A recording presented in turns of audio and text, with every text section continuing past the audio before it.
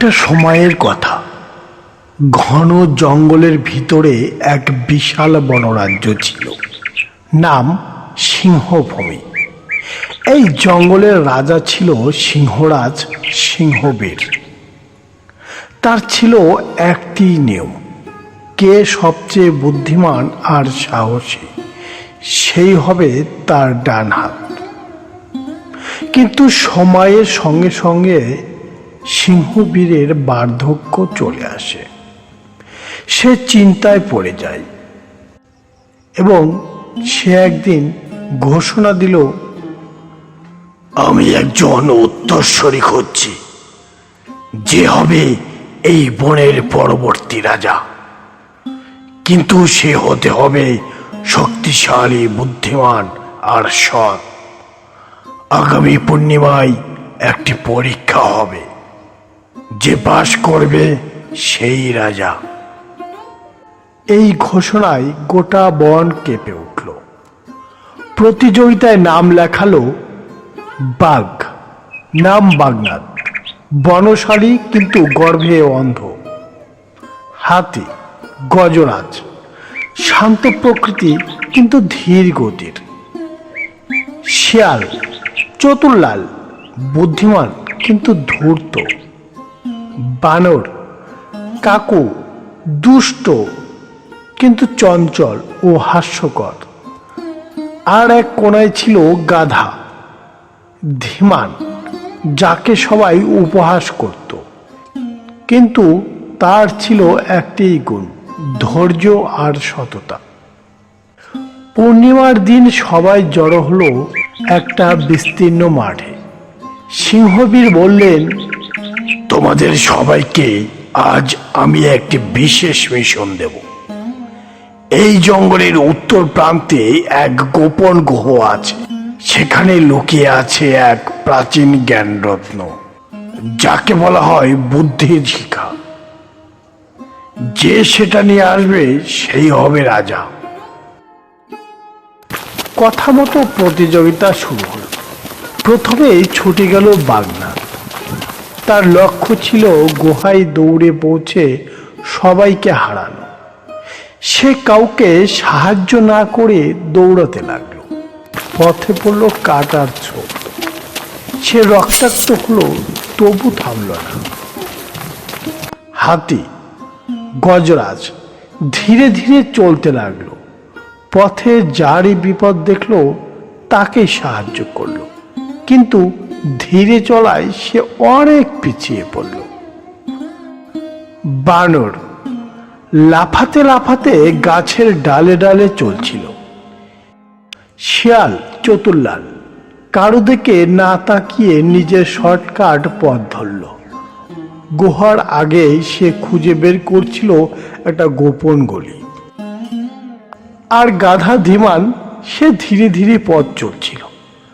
যাকে বিপদে পড়তে দেখছিল তাকে সে সাহায্য করছিল। একটি বাচ্চা বক পড়ে গিয়েছিল কাঁটায়। তাকে কোলে তুলে নিয়ে গুহার দিকে এগোচ্ছিল ধীমান। গুহার মুখে পৌঁছেই সবাই থেমে গেল। সেখানে এক বিশাল পাথরে খোদাই ছিল একটি ধাঁধা। ধন নয়, ক্ষমতা নয়, যে বাঁচায় জীবন সেই সেরা জন। বাগনাথ ধাঁধা না বুঝেই গুহার ভিতরে ঢুকে পড়ল। হঠাৎ সে একটা অদৃশ্য দেয়ালে আটকে গেল। যত জোরে ধাক্কা দিল তত রক্ত ঝরল। শিয়াল তার বুদ্ধি খাটালো। সে একটি গাছের ছাল দিয়ে বানরকে ফাঁসিয়ে তার থেকে গুহার মানচিত্র কেড়ে নিল।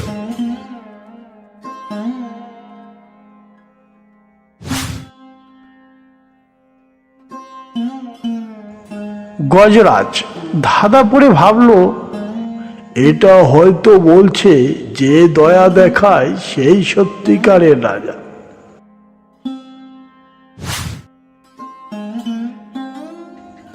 ধীমান তখনও বাইরে। সে হঠাৎ বলল, আরে এই ধাঁধার উত্তর তো আমার কাছে। আমি তো পথে একাধিক প্রাণীকে সাহায্য করেছি। একথা বলতেই গুহার পাথরের দরজা খুলে গেল। গুহার ভিতর ছিল এক উজ্জ্বল লাল রঙের পাথর, যার চারিপাশে ঘুরছিল এক ধরনের আলো।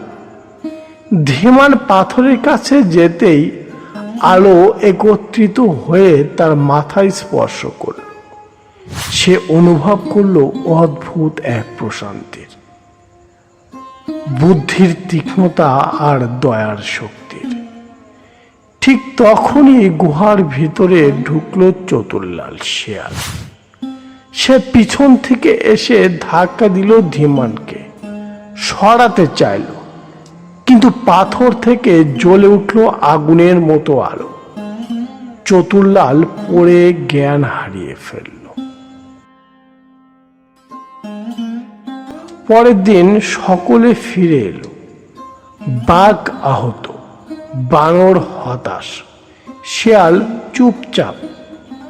হাতি গজরাজ ধীমানকে দেখে হেসে বলল, তোমার মধ্যে সত্যি গুণ আছে ধীমান। সিংহবীর সবার গল্প শুনে মাথা নাড়লেন, তারপর বললেন, রাজা হতে শুধু শক্তি লাগে না, বুদ্ধিও লাগে, আর সবচেয়ে বড় কথা দয়া লাগে। ধীমান, তুমি ধীর স্থির আর মানুষের মতো প্রাণী।